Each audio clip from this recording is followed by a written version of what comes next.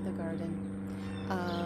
We finally got some rain in the past week, which was amazing. We still could use some more, but it definitely did help us out a lot. But the thing that needs to be done today is we're starting to get a lot of color on these plants right here on our tomatoes, and there is the possibility of rain this evening. So one, I want to harvest tomatoes to start getting them processed. Two, I want to harvest tomatoes that are starting to ripen before it rains, especially if we've had a dry snap, because if we get a decent amount of rain after being very dry, any tomato that's partially ripe will split.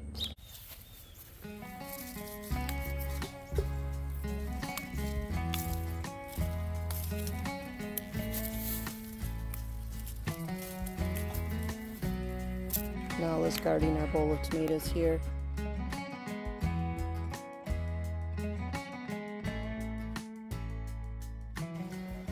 Alright, we're going to get our tomato mill set up here on the table. Now, a lot of people can do this on the counter. For me, I've found this hooks on better on this real thick table, and it just works better in the kitchen that we have. Alright, besides the base and the top that holds the tomatoes, these are the tools that will be going on the food mill. And here's the one that's really easy to lose. I definitely have lost this before. I've definitely forgotten to put it on. But it does, the food mill still works without it, but it does help reduce the amount of leaks that you get and the amount of tomato juice that end up everywhere. Okay, so this piece right here is going to go here. Now, do I know which, like, whether this side goes which way? There's a rib side and a smooth side. I don't know. Probably says that in the instructions somewhere, but not my jam to follow instructions. Then this is going to go in here. And then the spring needs to go into here. So right here is where that spring needs to go. And then if you look here, there's the flat sides and the rounded side. Need to line that up appropriately. This chute here goes this direction. So when I go to put this on, it has this little set screw here. We want that facing to the opening. That's one of those things I've discovered over time, to make sure that's coming this way. That way you're not trying to get this on and that set screw is not poking that out and making it difficult to get everything together. So first thing I'm going to do, we're going to line that up, like I said, appropriately. Okay. Now there's little indents here, and there's the ridge for that to go on. So the indent needs to go past the ridge that's right here, and then push on and turn. Make sure both of those are on, and then tighten that set screw. You see all that? All right, now this is going to snap on, and that's what funnels the pulp from the tomatoes to the bowl.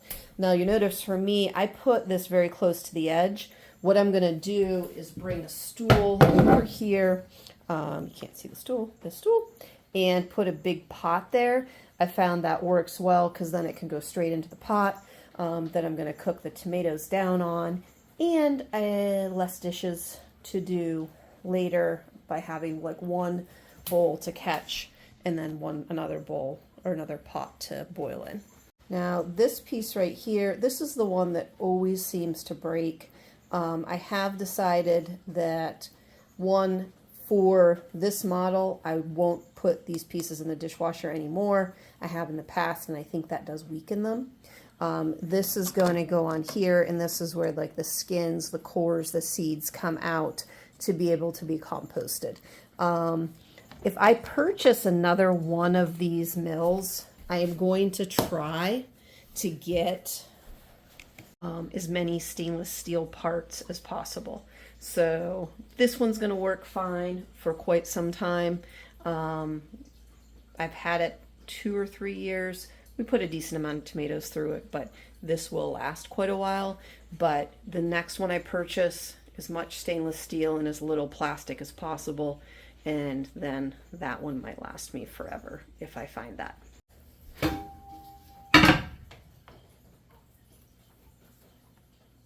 I'm actually going to scooch that whole thing this way a little bit.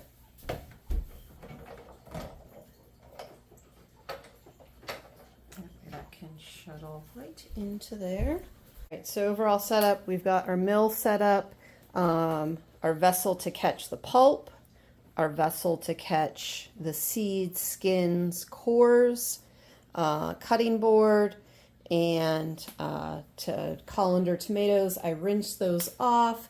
We've got our smasher for smashing the tomatoes and pressing them down in.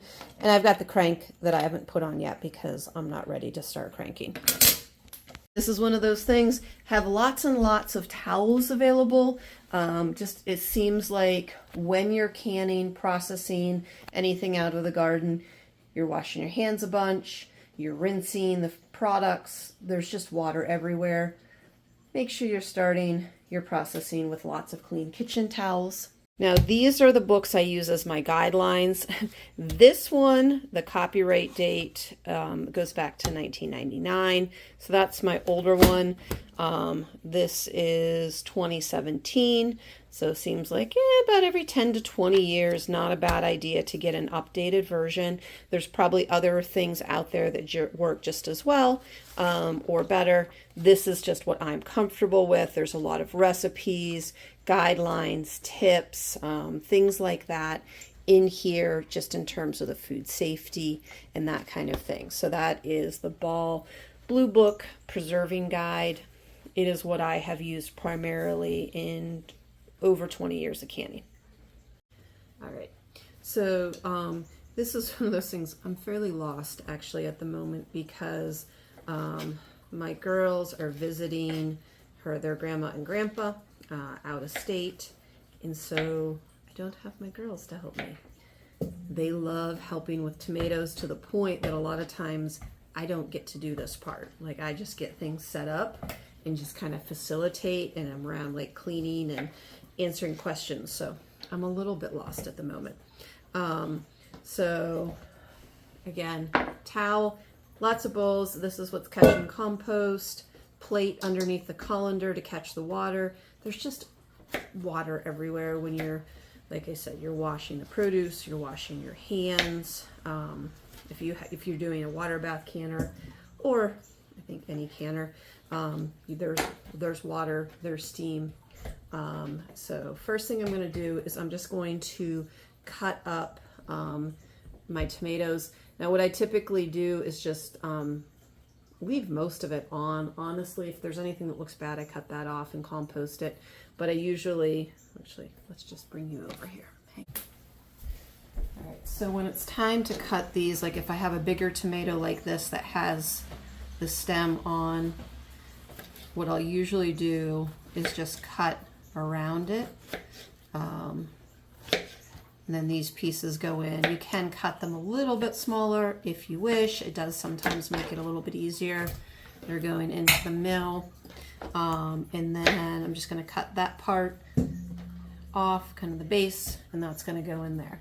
For a smaller tomato, it's a little soft like this. For like aroma, I'm honestly just going to cut that in quarters or halves. That's just going to go in like that.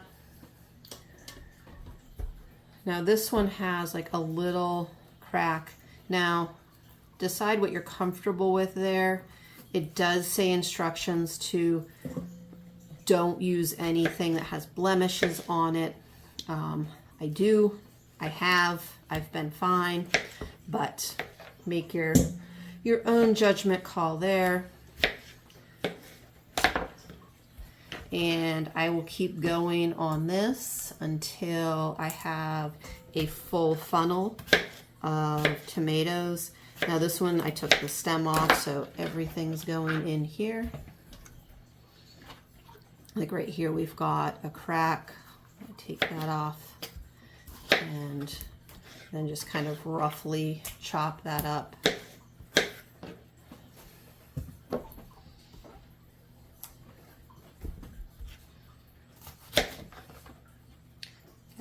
blemish here. Again, instructions say to not use fruit that has any damage. I have used fruit that has tomatoes. I have used tomatoes that have had cracks like that.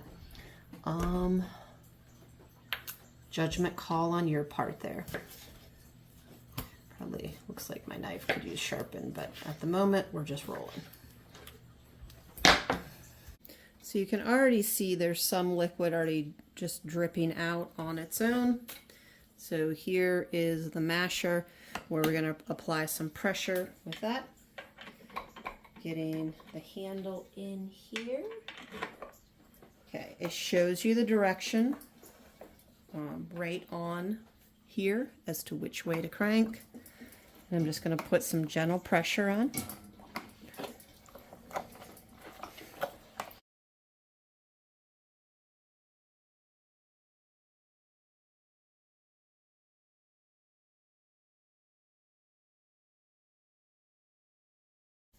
Once it gets to that point, like where all the tomatoes down kind of in the neck of the funnel and down in the frame where it cranks through, I stop. I'm going to refill the top and we'll go back or do the whole process again. Okay, so I'm going to add, I don't have a ton of aromas yet, but last year probably our best producers were our aromas, and a lot of our sauce came from aroma tomatoes. Just there's so much more flesh in these than the other tomatoes. A lot less water content, and when I go to crank this through, actually I think this one's an Amish paste, kind of the same deal, a little bit different. So there's the inside to an Amish paste. Here's the inside to aroma. These are nice and meaty as well. You will see a difference when I go to crank these through with the thickness and the amount of pulp that's in there versus the Paul Robesons and the Amana oranges that I sent through first. I guess I did send through some Amish paste, but I had a lot of Amana oranges in there as well. So I pretty much can everything, even cherry tomatoes. Like these guys I'm going to put through, but I'll do, okay, that's the aromas.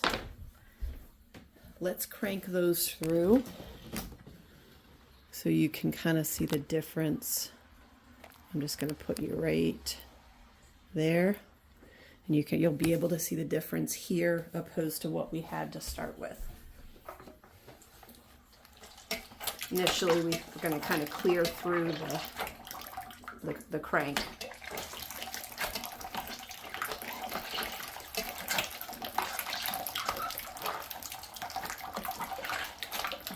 So that's just right now clearing through what's in this part of the mill.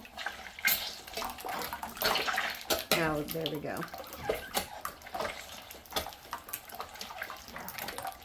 So this is what you can see here. That's a lot more pulp, a lot less water, and that's what you get from your paste tomatoes and your aromas, which are paste tomatoes. There it is. You can really see that now.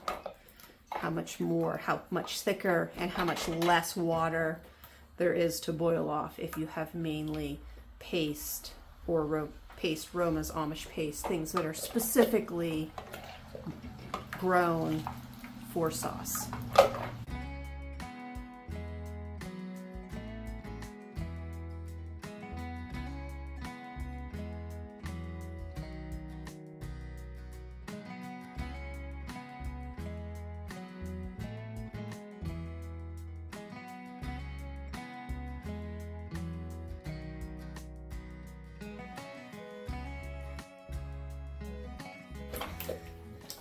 Now, when this gets down where you can see the threads here, let me show you. So if I crank a little bit more, you can kind of see, I think you can see the threads turning in there, the red threads. So when you get down to that point, you're supposed to stop. I know there's still more tomato in there. So what I've started doing, hang on, is I take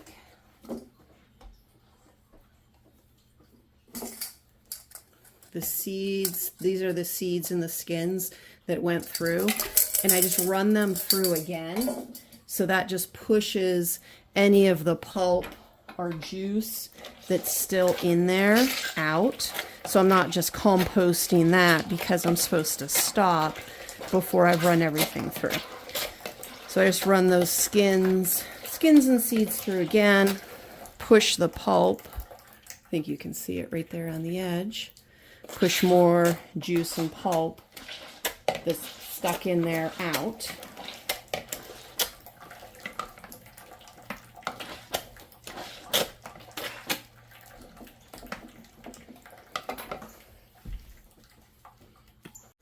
All right, so now I've run all my tomatoes that I have through.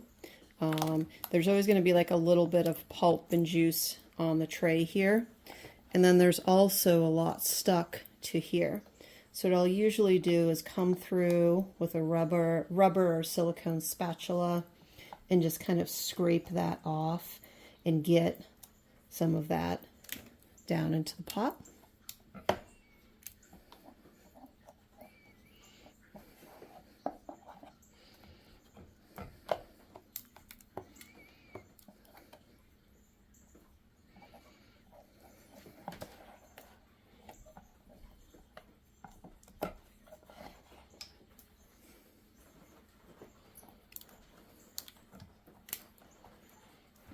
All right, so this I think is a 16-quart pot. So I'm guessing we've got about 1.5 gallons of tomato juice pulp in here. And I'm going to cook this down on the stove until I get to a thickness that I like. I have not actually decided. I haven't actually decided what direction I'm going with this. Very often what I'll do is just cook it down as it is. Can it with the salt and the citric acid or salt and lemon juice to get the correct acidity, to make sure that I'm preserving it properly, and that's it. And then when I take it out of the jar at some point this fall or winter, that can become chili, it can become tomato soup, it can become sauce. It can kind of go in any direction that I want. I did make a lot of seasoned sauce last year where I added sauteed some onions and some water. I try to not use oil on things that I'm going to can. I think it's supposed to it oxidizes after you can it in a water bath canner. So I have had better luck not using oil, just sauteing like onions and peppers with a little bit of water and getting that flavored. Add that to the sauce. And then can it like that, because I really do like having pint jars of seasoned sauce, because a pint jar of sauce becomes 2 pizzas for us. Typically our Friday night dinner is 2 pizzas. So that works perfectly. I always feel good about using the things that came out of the garden for the meals we already have planned. All right, so that's on the stove. That can just kind of something I keep an eye on as I'm doing my cleanup here. Now, something that is kind of overwhelming, I think, when you're newer to canning. Now you have this very messy food mill that's slimy and covered in tomato sauce, tomato skins, tomato seeds, getting it apart without ending up with tomato absolutely everywhere. I may do that, but I have gotten a little bit better about getting it apart and cleaned where it doesn't feel quite so overwhelming, because I think processing your things out of your garden, sometimes the setup and the cleanup are kind of the worst parts. Okay, so I'm going to start by getting as much of this out and into the bowl that I've designated for compost. Okay.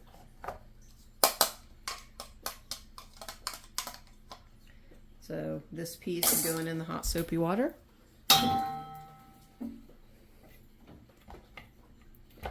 Okay, this piece here, typically I don't need past getting the tomato smushed in. That goes in the hot soapy water.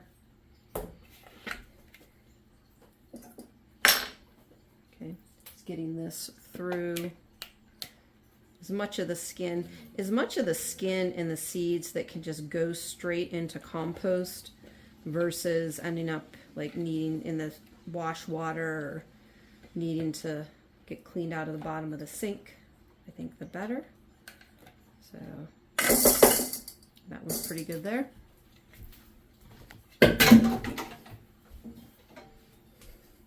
And a lot of times, like that bowl right there is empty once I finish. And a lot of times I'll just put everything into that big silver bowl and then that whole thing will move to the sink. It's just still got tomatoes in it at the moment. All right, so we're getting warmer here. We're getting down to the grosser parts. Not gross, but you know, a little slimy to grab a hold of. Okay, so this is gonna come off now. We're gonna have dripping here. Not a bad idea to have paper towels or something sitting there to catch the drips. Plate, something. Again, just scraping some of the seed skin, stuff like that, off of this. Just makes the cleanup a little easier. All right, so this is kind of the slimy part to grab a hold of to get taken off here. So I'm going to loosen the screw. Now, a lot of times what I'll do is just grab a towel that's ready to go into the wash anyway, so I don't have to worry about, and I just wrap here. And I put my thumb here so that I can lever that over. Probably should have taken that handle off first. Okay, probably should have had that here too. I'm a little out of practice because I have not done this since the fall. Okay.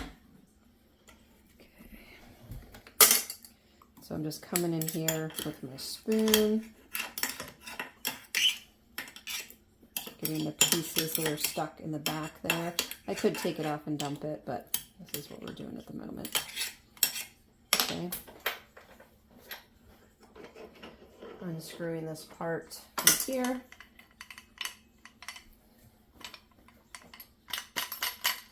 And that's going to go in the wash water. So most of the tomato seeds and guts and everything are in the bowl.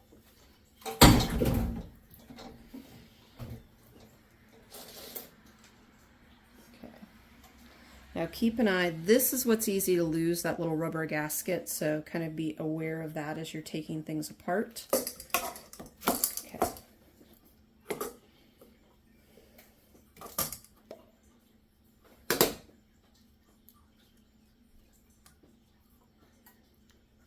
Okay.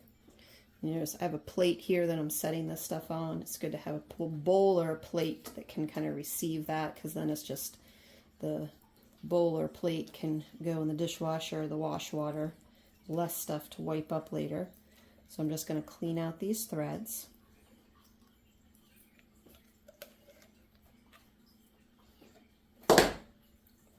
This is honestly the worst part to clean, in my opinion. So I'm just going to kind of come in here with my hands and scrape out some of the skins into the compost. And then just kind of scrape here. Now, some people probably don't like getting their hands in the slime of the tomato, but I don't.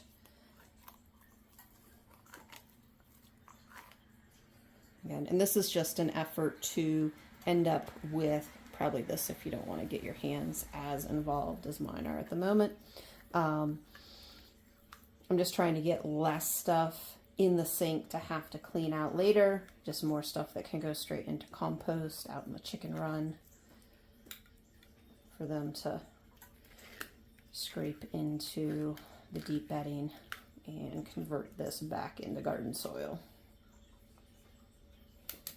Okay, so that's probably about as clean as I'm going to get that. This is going to go, I'm actually just going to hose this off in the side of the sink that has the garbage disposal. Try to get more of these pieces off before I put it in the wash water.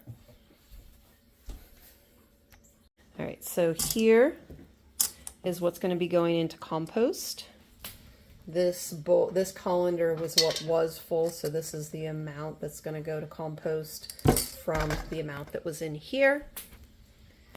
And here is our sauce that's going to boil down to be canned. Don't know if I'm going to get as far as this video being my canning video as well, but I will show the steps to canning. I have a few shorts on my channel showing the process, so stay tuned for that.